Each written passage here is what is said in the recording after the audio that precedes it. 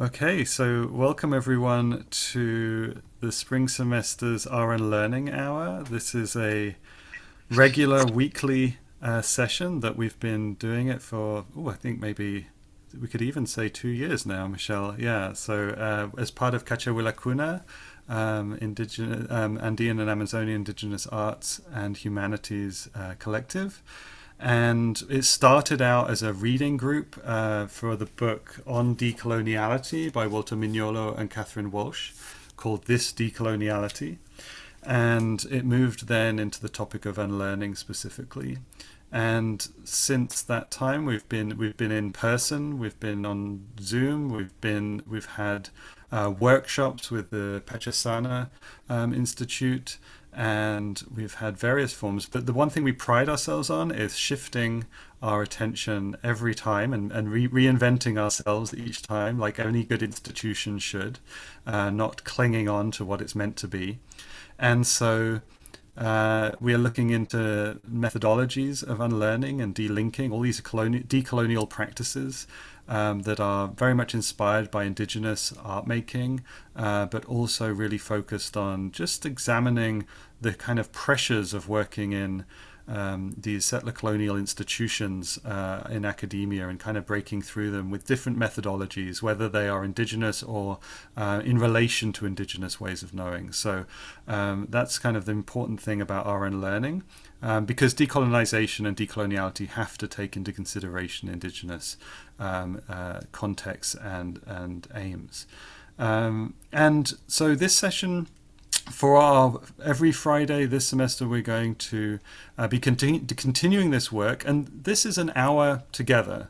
It's not an hour of it's not an hour where everything is planned ahead of time, everything is kind of coordinated. It is a moment of reflection, and whoever shows up is part of what we achieve together in our 1 hour together. So we're very strict at stopping at one. We're going to just be doing that, and then we'll be thinking about what brings us here, what we want to kind of learn and unlearn together.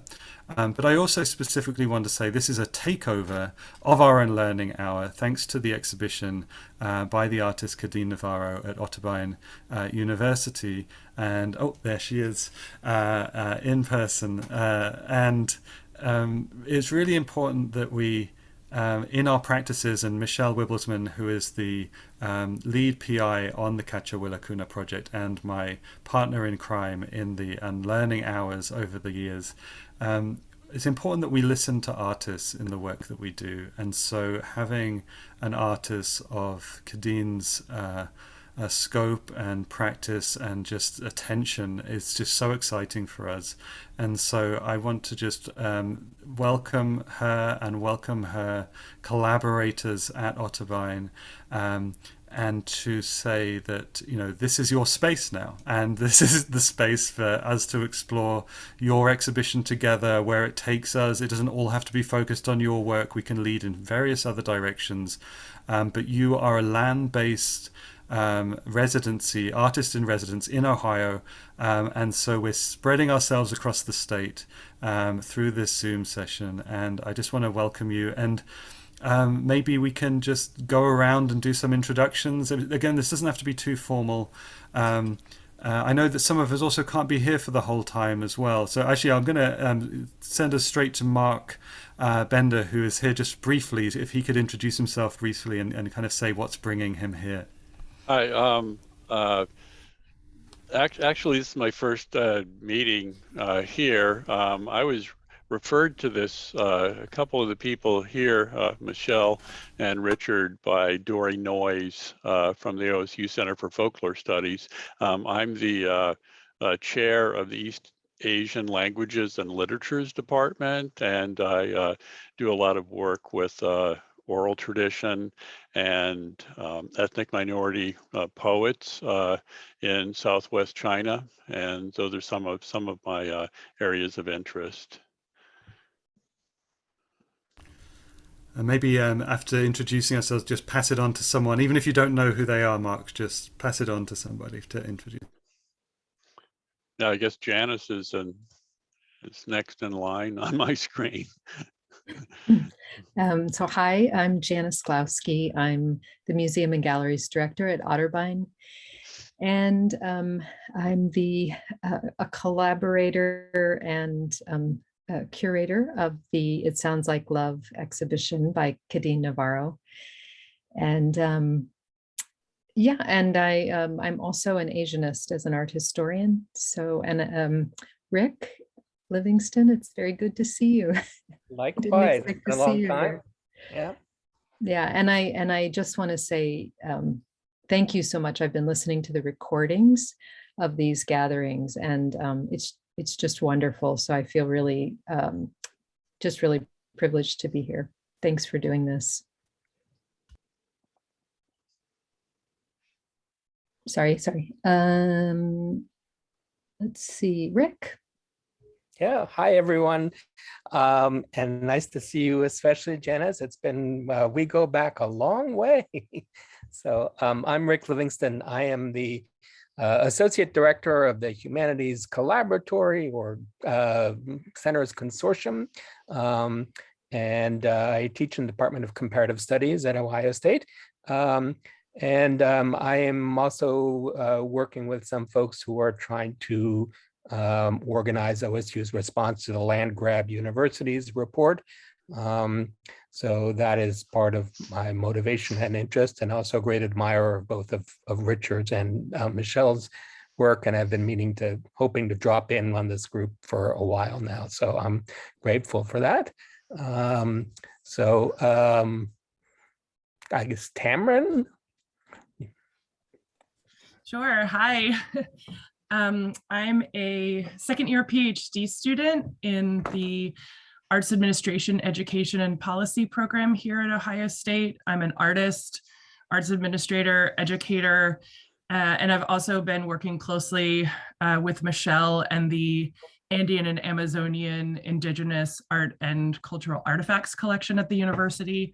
And I've been a part of these for a while, but not as much last semester. It was a conflict of time. So hopefully I'll be able to show up more this semester. And I'm going to pass it over to Alice. Hi, everybody. I am a first-year PhD student in the same department as Tamron, Arts Administration, Education, and Policy. And like Tamron, I couldn't join last semester, so I just hopped in last minute. So yeah, hopefully I can stay this semester as well. So very excited. Right, I have to pass it to somebody. I'm sorry. I guess Peter Freeman. Hi, everybody. My name is Peter. I'm joining you from Ontario, Canada. I am a school teacher, and as you can tell to look at me, I am a white settler who, because of the opportunities that we in Canada who are white have, I had the unique opportunity, the unique joy of adopting two Indigenous children, one from Peru and one from Guatemala. And now I am living in a country that has just a horrific record of dealing with Indigenous people. And I joined the Unlearning Hour back in September. And I will pass it on to, actually, Richard, you should introduce yourself. I always try and get away without doing that. Thanks, Peter. I'm Richard Fletcher, Associate Professor in the Department of Arts Administration, Education and Policy at OSU, formerly a classicist, but that's a long story. And, you know, this is just a great space for us to continue talking. And I just want to make it, you know, the way of introducing myself is I kind of pride myself on trying to stand outside the institution. Sometimes I have a blog called Minus Plato that is a kind of persona as well that kind of steps beyond my institutional identity. And even though that project will be coming to an end this year after 10 years, I still will find ways of connecting beyond the institutional boundaries. And now more than ever, that's important as we think kind of a little more kind of holistically about partnerships and interactions across the state of Ohio. It's just such an exciting moment, thanks to Kadine's work, to be able to have this conversation with colleagues across Ohio, and also beyond. And this is why, Zoom is miserable for some things, but really good for getting us to share an hour together like this. So, and I'm going to ask Kadine Navarro to introduce herself.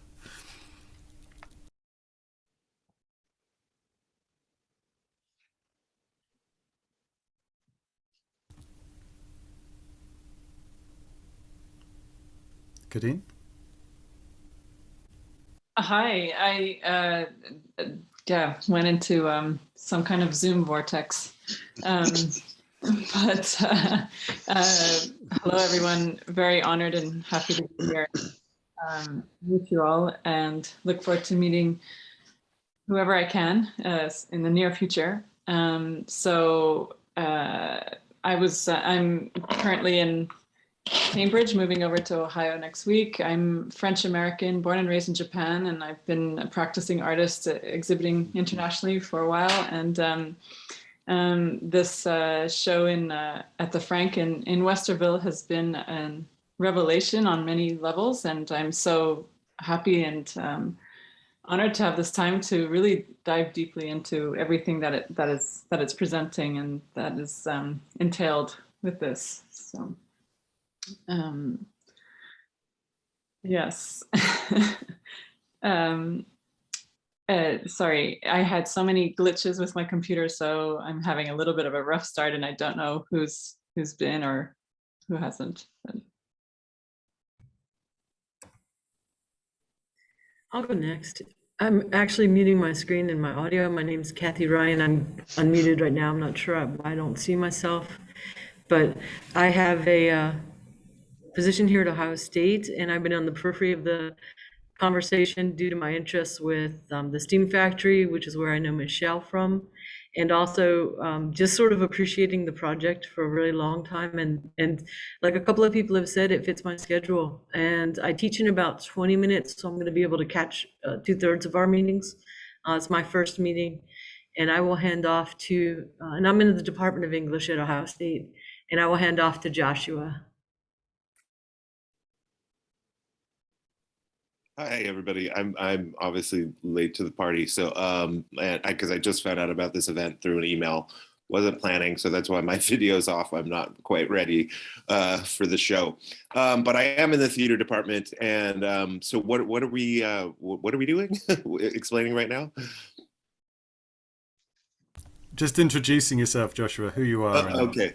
Yeah, I'm in the theater, film, and media arts department, and my work actually kind of spans all of that and is more in performance studies. And I work with the Zapotec group in Oaxaca, Mexico, and I work with the concept of unlearning within the work that I'm doing in performance studies and trying to decolonize my methods and that sort of stuff. So I was really intrigued to see the advertisement come across. So just here to listen.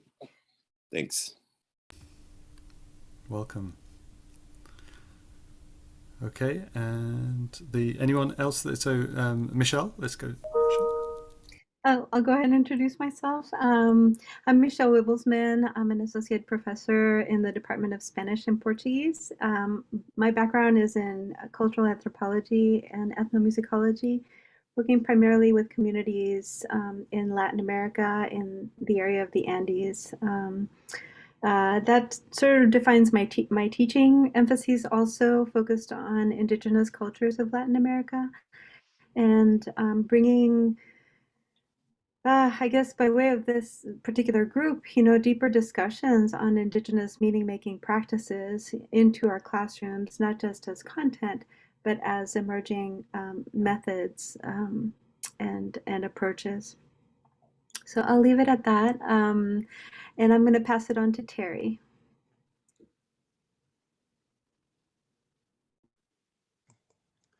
Yeah, thank you, Michelle. This is incredible. I love the group that I'm seeing here. I'm Terry Hermsen. Yo estoy jubilado from Otterbein. I retired in June. Background on me is I taught English and environmental literature at Otterbein for about 17 years. About 4, and I've published poetry for all my life. But 4 years ago, I read a book called This Changes Everything by Naomi Klein, and I needed to change everything.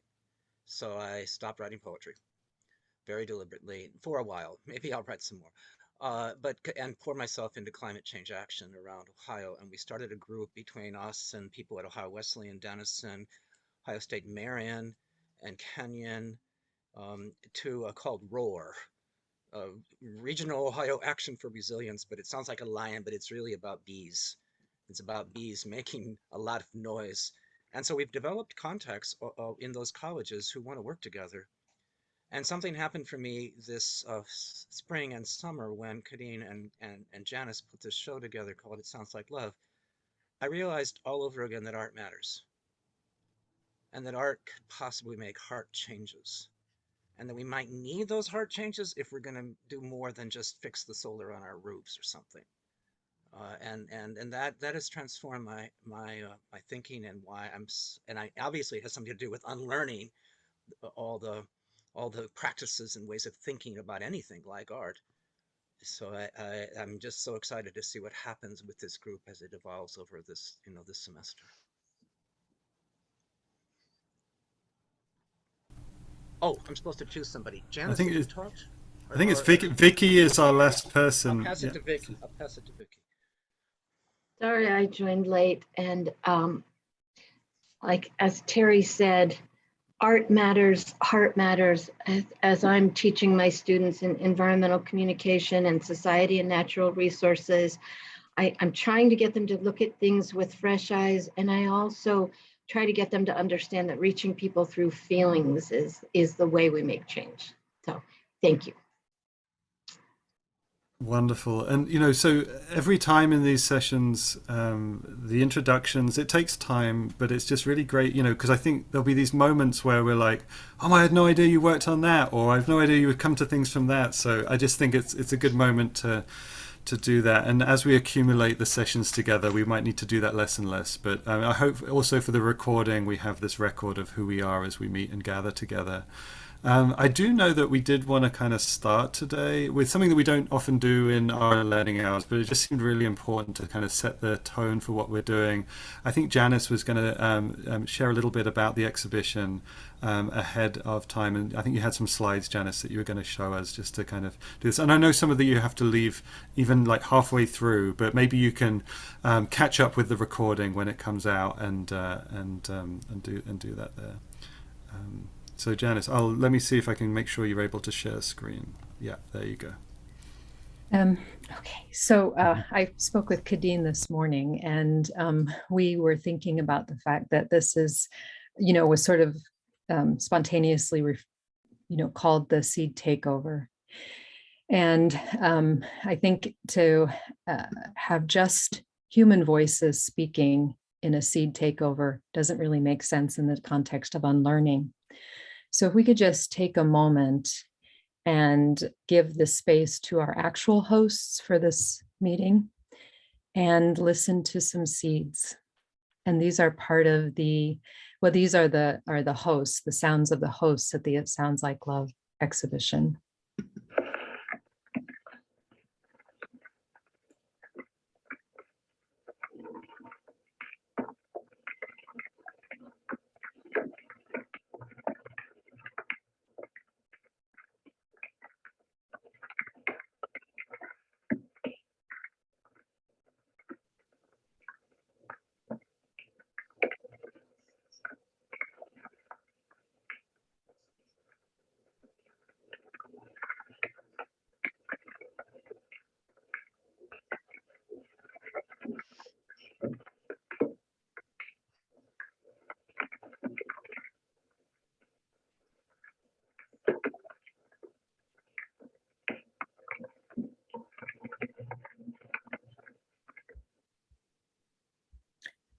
So it's taking everything in me to resist staying in that space and not rushing through this, but I do realize that there are people who have places to go. So I will share my screen and just say a few things very quickly about this exhibition.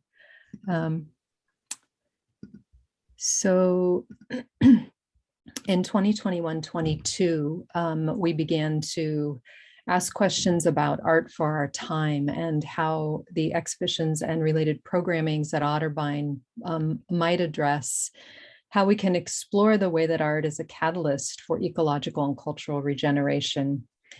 And it's a focus on the notion of land, and it begins with the fundamental intention to jettison hierarchies of the value of humans and more than humans, and having that be the focus for the year. And art for our time, we discovered through this inquiry that it really begins with deep listening.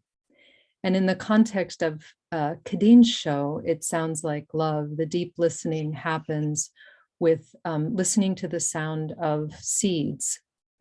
Kadeen's already introduced herself, so I won't say any more about her there. But it was her inspiration and aspiration to listen to the sound of 9 Ohio prairie seeds. And by this, I mean literally listening to the sound of what we would call dormant. In human language, we would refer to these as dormant seeds. They're dry, there's no water introduced into any of this context. And I just wanted you to see that some of these seeds are smaller than a pinhead. And they all have their own textures, their unique kind of visual forms, and they also have their unique sounds. And this, the sounds were made visible through Kadeen's modified technique. It's a unique approach she has to the ancient Japanese marbling technique of suminagashi, which is floating ink on water. And she uses the sound vibrations of the seeds to actually create these marbling patterns. So this was originally just concentric circles, and the sound vibration of big blue stem seeds created this pattern. And this is big blue stem isolated.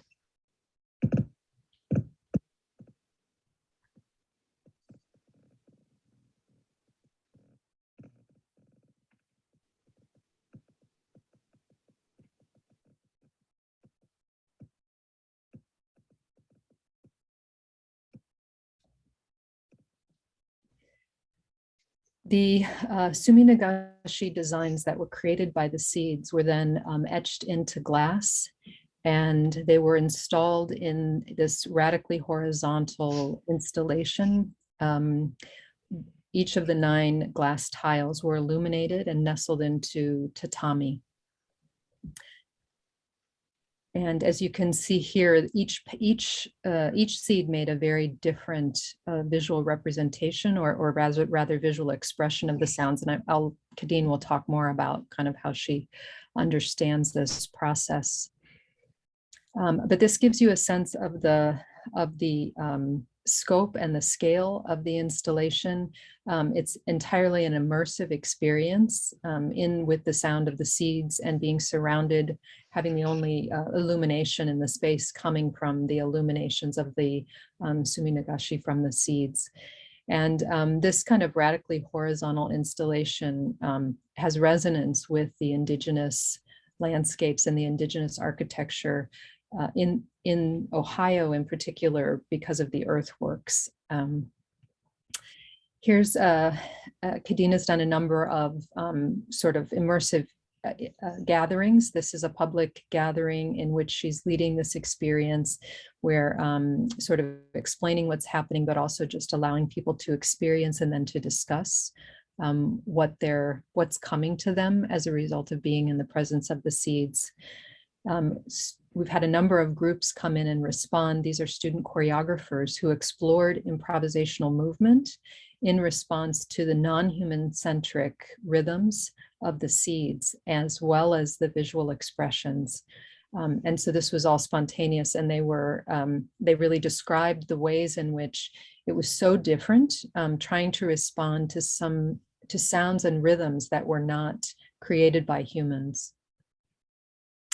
The Physicians Leadership Academy did a 3-hour immersion in the space, and they talked about, they were exploring the notion of healing and specifically the ways in which love and compassion have an impact on healing. And they did this in the context of the installation. This invited new questions and comments. Some of these are just a couple of quotes from what people said. That this installation with the seeds was like experiencing the rhythms of life before life, and sort of it dawning on people that everything is in a seed, and realizing that we have to listen to even the smallest things, and that the necessity of slowing down, otherwise we won't be able to hear and understand and actually feel what's happening in our environment. So this raises a lot of questions around environmentalism and activism, and even listening to marginalized voices, I think, in how do we listen, and the need to slow down as part of that process. And I just want to express my deep gratitude for these amazing Ohio universities for coming together in support of Kadeen's residents. I think this spring is going to be incredibly illuminating. So, and thank you for joining us here. And I don't know if Terry or Terry, if you want to say anything else that I've missed as part of the introduction.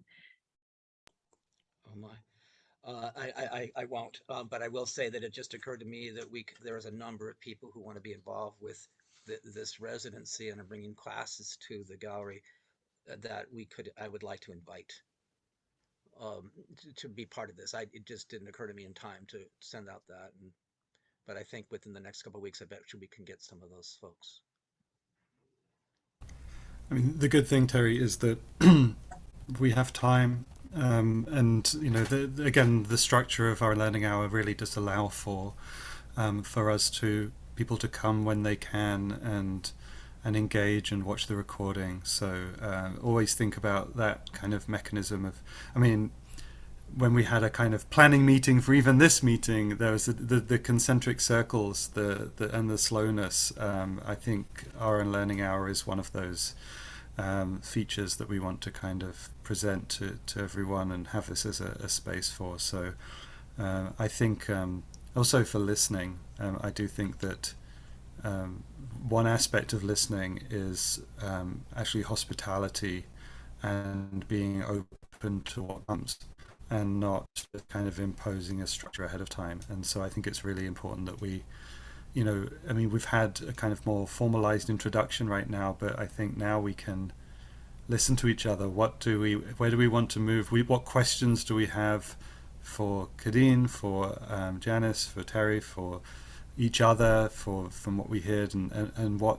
do we want to look forward to next time? Maybe there is something that you've been thinking about in your work or in your life that this seems like a good place to kind of drop it in and just see where the ripples go. So I just think that, you know, anything goes right now. I'm going to shut up so that we can just hear the voices that will smush together in in what will come.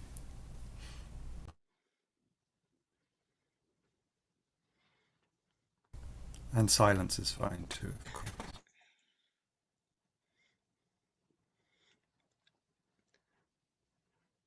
Well, while people are thinking of questions, I'll ask a question I asked of Kadeen at one of our gatherings: is where did all this come from, and what were your I know you have rich interests in language itself and what alphabets do, and you and Michelle have talked about that quite a bit, and I wouldn't mind hearing your current thoughts on that. It just seems like really good background.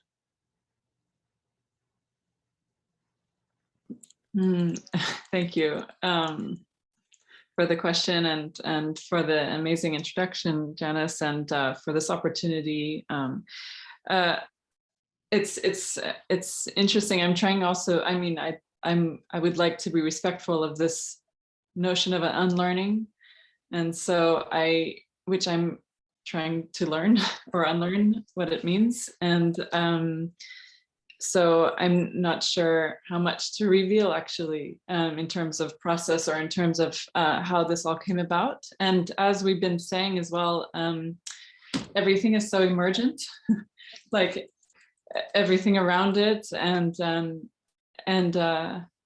but at the end, at the same time, I know that this process came from, for example, a practice of meditation that I have, and I'm a Kundalini yoga teacher also, and in this practice we work a lot with sound vibration, and sound vibration is the seed.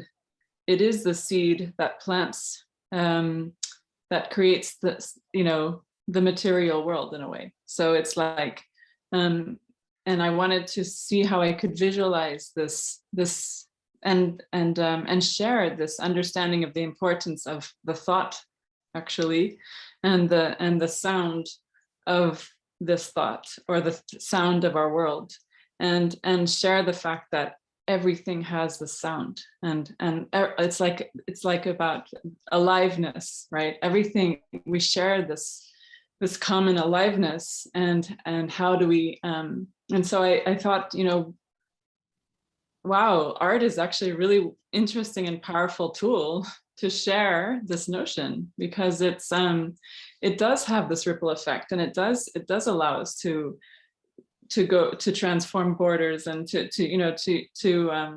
it's not censored in a way. So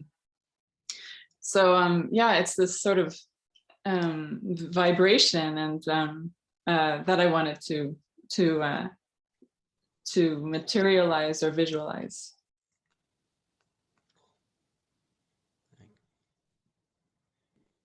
And maybe I'll jump in, but when you say vibrations, like good vibrations, right? It just makes me so grateful for this very serendipitous sort of encounter that we had. I had met Janice a while back by way of another artist exhibit at Otterbein. I had never met Terry, and it was somewhat random, arrival with our group of curators, and Tamron McDermott is one of them. But one of our, just arrival in the space, and then just the experience that we had, and how the conversation came together so fluidly and so organically, forming a community very quickly. So when I think about vibrations and these sort of ripple effects, of conversations in multiple directions, but also in terms of building really unique community, it feels like there's a lot of affinity, in terms of our ideas and in terms of our interests, So we are delighted to have you here, Kadeen. Really looking forward, to what you bring. And there are lots of questions. So they're personal questions, they're existential questions that come up, but also research questions that I think intersect really well with your work.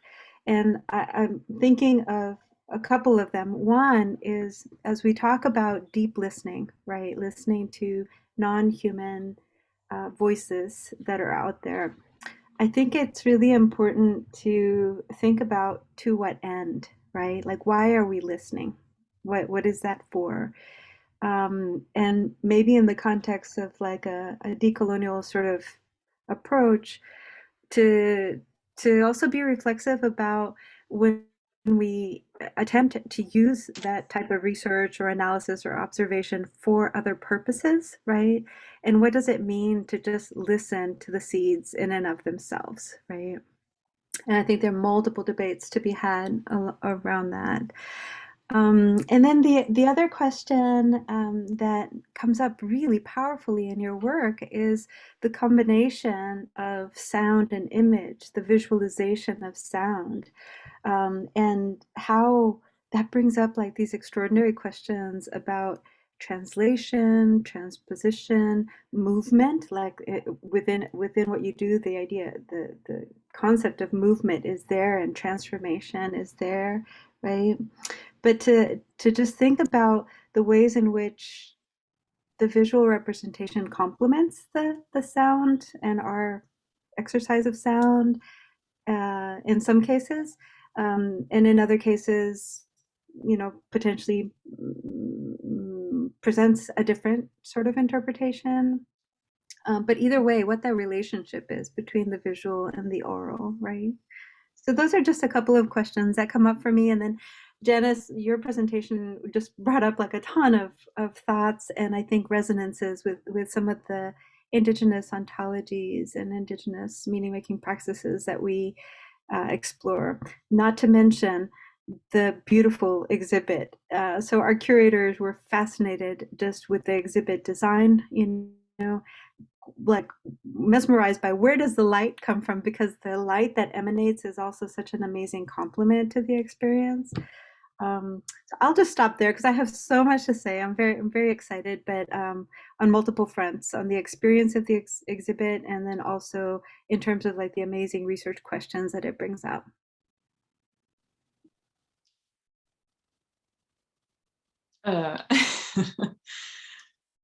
Wow.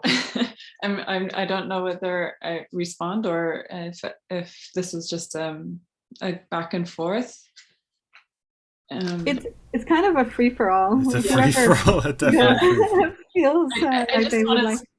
I just want to say something about the light, actually, because my father was just talking to me yesterday, and he said, this is the first time we always look to the sun, for our light. And he's like, here, the light is coming from the earth.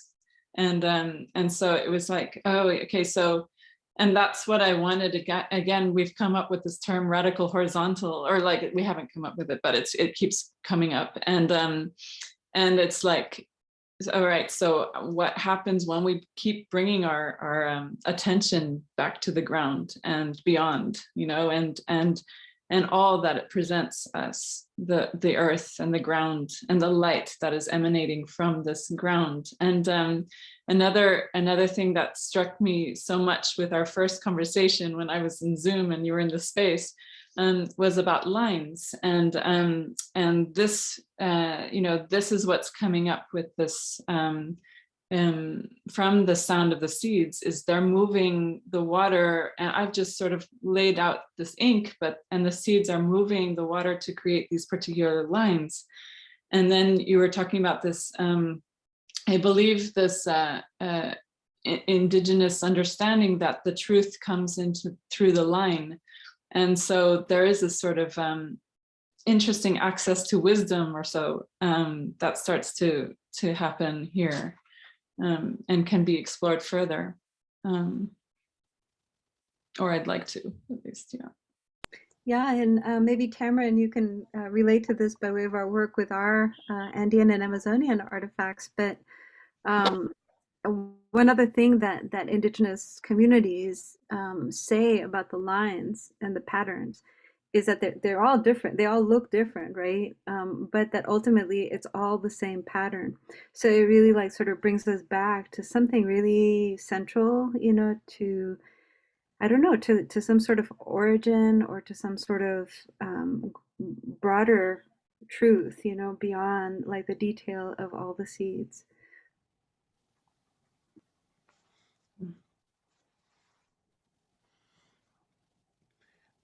I'd like to raise the question, since we're part of the team that's taken over your group, and didn't mean to. It was Richard, you who said let's do a takeover. But I would love to know about those of you who have been part of this. I love the idea of unlearning, and I'm really ready for a whole semester of trying to figure out what that means and how do we do it. But I just like to raise the question of what does unlearning have to do with listening to seeds, and to shifting our attention, because I have to admit, I have a degree in art education from your very university. I was in Hopkins Hall for a long time, and what is art is usually on the walls. You're standing and you're looking, and there's this kind of focus of your head, mostly looking at the wall. Well, this art doesn't do that. This art asks you to sit down and lay on it. We had a kid come in, and she's like 6 years old, and she heard about seeds, and she just rolled herself into a ball and laid on top of one of those seeds and said, "I'm a seed, Mom." So I don't know. I just would love to know if this resonates with any of you as you think about what you were doing before about unlearning, and what does it have to do with listening and the ground. And I know you haven't been, most of you have been to this space, but how does I just love to hear that, because as we unfold this.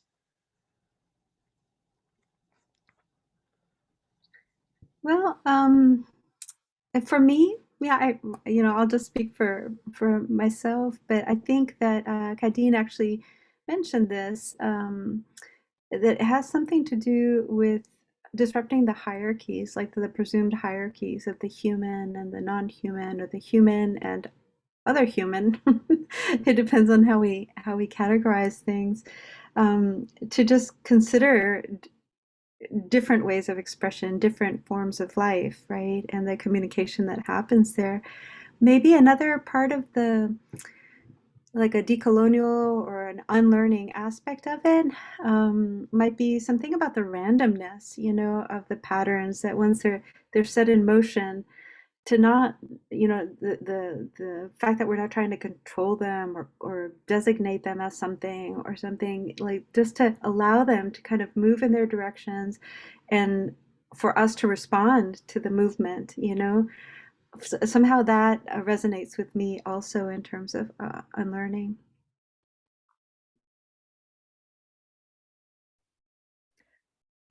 I had the privilege of watching Kadeen make some of these pieces, and the way in which the seeds were given primacy. It was, she was almost, it was more like bearing witness to their expression. This is what it felt like to me. It was more like she was just bearing witness to their expression. And so it wasn't as though she wasn't being involved as a human, but that she was stepping back from maybe what our position tends to be in the environment, particularly in the colonial context, and stepping back and kind of listening sort of with the full body. And then when it was time, it just seemed like the time was just right when it was right. And then she would, it would stop, right? The image would be there and she'd know. And I don't know, you would describe your experience maybe differently, but it was the fact that there wasn't a translation of the sound of the seeds was really important to me, that she was willing to go that next step and not be quite so accommodating to the hierarchy of human value and the hierarchy of value in general.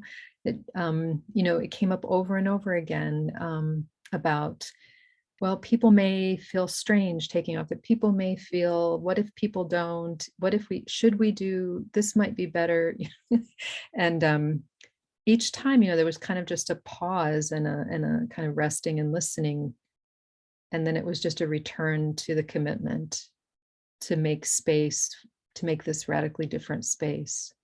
So that for me, that there's that whole process was unlearning, in terms of stepping back, just continuing to sort of feel the momentum of my patterns and habits and how you put together a show so that people can really like it. And then stepping back again and again each time and saying, what's the intention here? Yeah, I think that's I'm just really excited that Janice just kind of described what we've been doing all this time, in our Unlearning hour, without having been here in this space. And that's, I keep mentioning this idea that we just have this hour, you drop in, you drop out, you might come one week, you may take a break another week. And, Michelle and I always joked about maybe it'll just be the two of us or one of us sitting here. And then what will we be listening to?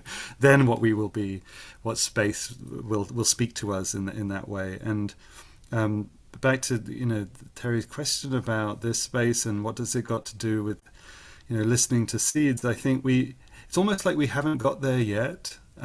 We haven't got here yet, and I'm just, we've been listening to each other and we've been processing our own kind of techniques of another decolonial term, which is delinking from structures that actually mean that we don't feel completely available to something that could be called learning, but we feel like something is stopping us. And ironically, we're on a platform right now where this is one of the platforms that's stopping us too. Like these kinds of, a meeting, you go from meeting to meeting to commitment to commitment to commitment. So where do you get the space? And one thing I'll say that we do in our Unlearning Hour is, or something I do at every session, is I gauge how I feel after that hour. And every time I feel relaxed and ready for something to happen that maybe I wasn't before that hour. And I don't know what the experience is of watching these things in the future to see if you get the same experience, but that openness, and that's what I was hearing in what you're saying, Janice, a kind of openness to shift expectations and to change things, and also to listen to, as the Tlingit curator Candice Hopkins has taught me, listen to minor voices. And minor voices is not a term that is to somehow denigrate a positionality, but to just allow for something that you've overlooked. And we often use visual language to talk about this. And I think that can happen beyond sound, and that can happen in the visual world. And we're very lucky actually to have just been joined by Leonardo Carrizo, who is a photographer who has been a really important person in the Cachewilacuna family because of their photographic work with masks. And I just thought, Leonardo, since you're here, just say hi to everyone, because as I said, you can never be late for Unlearning. Thank you so much. I appreciate it. Sorry, I'm late, but I appreciate the invitation and the gesture. So yes, thank you so much. I'm looking forward to the meetings and unlearning, to continue to unlearn.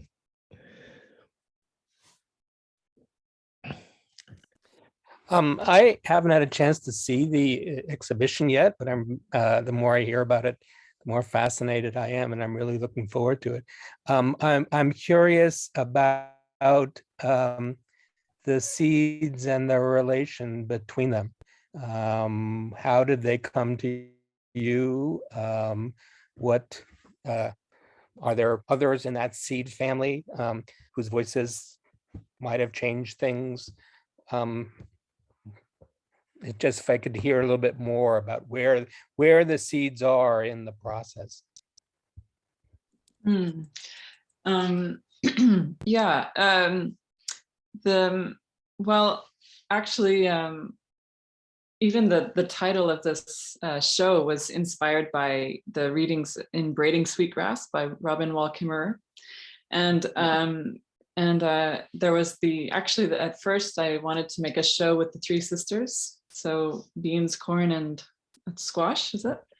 And but then I really wanted to focus on something very local. And we had the opportunity to go through the prairie at Marion with a guided tour with Rich. What was his name? Rich Bradley is a botanist and biologist from Ohio State Marion. Mm-hmm. And so from this tour, I was just very inspired to think about the prairie seeds, and also there suddenly came so much inspiration from the prairie, because it's can often be mistaken to be like a lawn or an unnecessary space, but actually the prairie is a very important ecosystem, and with these seeds that have roots that go deep, and they feed the soil and all of this. So I wanted to bring attention, raise awareness about these spaces that are often ignored and not considered important. So I didn't want to have a show about like a big red oak or something, I wanted it to be like a very tiny, showing how even the tiniest seed had so much energy and life, and creating these images from them. So when you get to Ohio, you should go over to the Darby Creek Metropolitan Park Reserve, where they've brought back bison who are in some kind of relation to the prairie lands there, and have been very important in sort of restoring something there. They're a wonder to behold, but as the spring comes on, I imagine things to contemplate there. Amazing, thank you. And we do hope to, because OSU Marion has an 11-acre or so restored prairie. I'm not sure how many people know about it even at main campus. It's an incredible place. I taught there for 10 years, and walking through the big blue stem over your head is like being lost in another world. So I actually makes me think that the exhibition needs to be connected to that. It grew from there, and now at some point maybe go back. Yeah. I wish you all could see the exhibition. I wish you could get you to the Frank Museum. You can't get there in an hour, though. It takes about 20 minutes to drive there, and then, but it would be lovely to, I think we talked about that, didn't we, Michelle and Richard, about sometime having the Unlearning Hour there? Yeah. And we can do that. Yeah. No, I was just going to say, absolutely. We can coordinate with Richard to do that sometime. In terms of an in-person meeting there, I know that we had discussed that also, to reach out to a group of faculty and students. But I don't know when that is going to be possible given the circumstances we're in right now. I believe we're still set the 28th. Is that not correct? For an invitation in the evening of the Friday the 28th.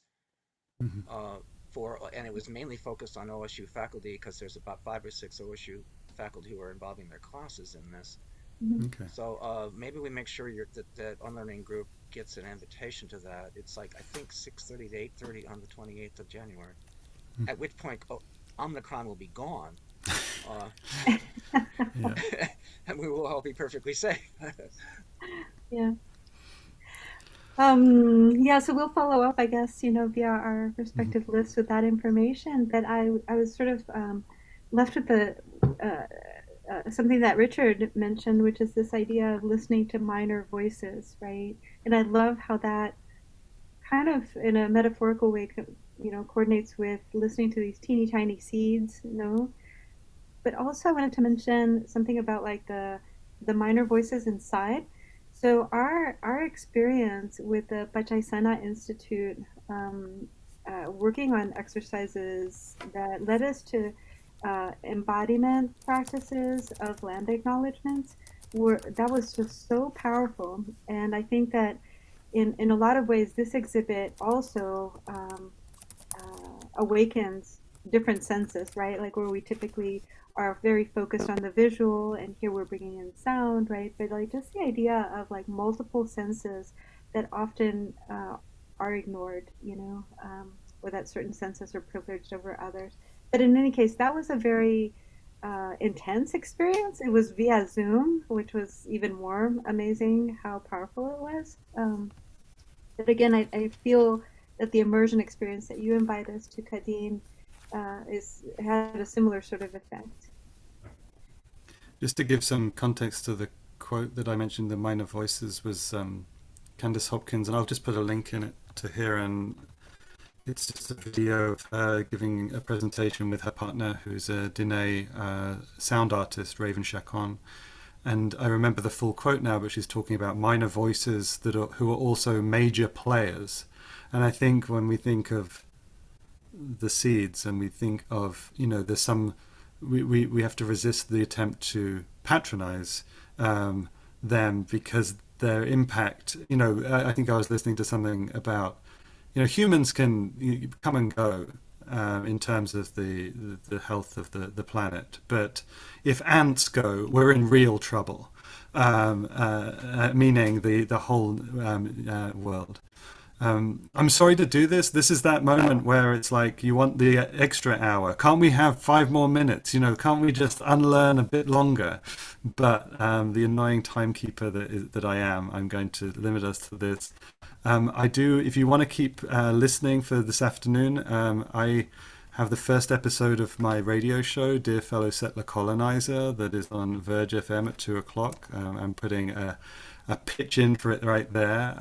This is part of an exhibition called Whisper into a Hole, which I think resonates well with what we're doing here. It is a collaboration with 3 artists and art educators, and will be at Hopkins Hall Gallery. That's at 2 o'clock today on Verge FM, and it's a conversation about sifting and being in process, and so it's in the spirit of what we're doing here. Thank you all for being here on this first seed takeover of our Unlearning Hour. We don't have to wait long until we do this again, and that's what's exciting. And those of you watching the video, just join us next time. Watching a video of this is never the same as being in this space, wondering where the conversation will go. And thank you for all your presence, because I think that's the first step for unlearning, to show up. Okay, take care, everyone. Bye, Leonardo. Thank you, Richard. See you, everyone. Nice seeing you. Nice seeing you. Bye-bye. Thank you.